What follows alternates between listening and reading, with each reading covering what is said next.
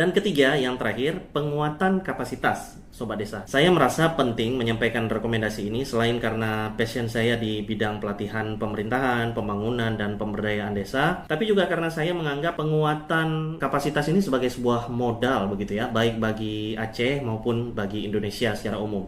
Ini juga mengacu ke perkembangan dari pelatihan yang udah dilaksanakan sama Kemendagri tahun 2003 dan 2004 yang lalu Sobat Desa. Namanya program P3PD. Saya rasa ini perlu dilanjutkan secara mandiri, baik sama desa sendiri atau dikerjakan oleh kabupaten kota. Terutama sasarannya itu buat aparatur desa atau lembaga atau masyarakat yang belum dibekali di tahun-tahun sebelumnya.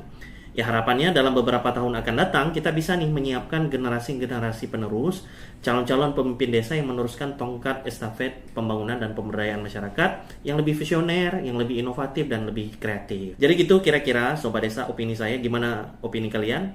Coba tulis di kolom komentar. Sekali lagi opini lengkap secara tertulis bisa kalian baca dengan klik link di kolom deskripsi di bawah. Sampai jumpa di segmen opini berikutnya. Salam Sobat Desa. Wassalamualaikum warahmatullahi wabarakatuh.